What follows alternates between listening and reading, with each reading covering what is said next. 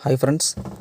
உலகத்திலேயே மிகப்பெரிய நாடு அப்படிங்கிற பட்டியலில், அதாவது பரப்பளவு கணக்கில் பார்த்தீங்கன்னா, இந்தியாவுக்கு வந்து 7வது இடம். அப்போ மொதல் 6 இடம் என்ன அப்படிங்கிறத நம்ம இந்த வீடியோவில் நான் சொல்லப் போகிறேன்.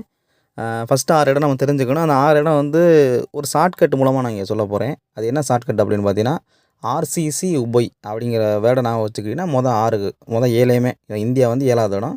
ஃபஸ்ட்டு 7யுமே இந்த ஆர்சிசி உபய் அப்படிங்கிறத நான் வச்சு சொல்லிடலாம். அது என்ன ஆர்சிசி உபய்னா, இந்த சிவில் இன்ஜினியரிங் படித்தவங்களுக்கு தெரியலாம். ஆர்சிசி அப்படிங்கிற ஒரு சப்ஜெக்ட் இருக்காங்க. ஆர்சிசி நான் வச்சுக்கலாம். உபய் அப்படிங்கிறது நீங்கள் எப்படினாலும் நான் வச்சுக்கலாம். நான் எப்படி சொல்கிறேன் அப்படின்னா, உபயம்னு சொல்லுவோம்ல தமிழில், அதனால் அது உபய் நான் வச்சுக்குவோம். ஆர்சிசி உபய் அப்படி நான் வச்சுக்கிட்டோம்னா ஈஸியாக இந்த ஃபஸ்ட்டு 7 கண்ட்ரியை நம்ம கண்டுபிடிச்சிடலாம். அந்த ஆர்சிசி உபய்க்கு இப்போ அது என்னென்ன அப்படிங்கிறத பார்த்துருவோம். ஃபஸ்ட்டு ஆர் அப்படிங்கிறது ரஷ்யா. அதுதான் வந்து பரப்பளவில் ஃபஸ்ட்டு அதிக பரப்பளவு கொண்ட கண்ட்ரி. செகண்டு பார்த்தீங்கன்னா கெனடா. தேர்டு வந்து சைனா. ரெண்டுமே சின்னு இருக்குது. அப்போ கெனடா சைனா வந்து சில நேரத்தில் செகண்டு தேர்டு கூட மாறிடுறான் நம்ம ஞாபகம் வச்சுக்கும்போது. இது எப்படி ஞாபகம் வச்சுக்கிறோன்னு பார்த்தீங்கன்னா, தமிழில் வந்து அதை கன்னடா அப்படின்னு சொல்லுவோம்.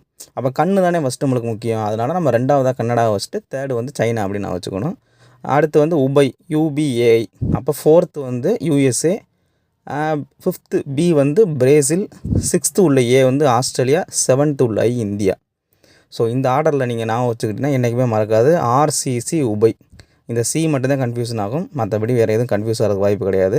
ஏன்னா அந்த 7வது கண்ட்ரி இந்தியான்னு தெரியும். மிச்சம் 6 வந்து சில எக்ஸாம்ஸ்லாம் கேட்கலாம். அதை நீங்கள் கரெக்டாக இந்த ஷார்ட்கட் ஞாபகம் வச்சுக்கிட்டிங்கன்னா உங்களுக்கு கரெக்டாக ஞாபகம் இருக்கும். Thank you friends.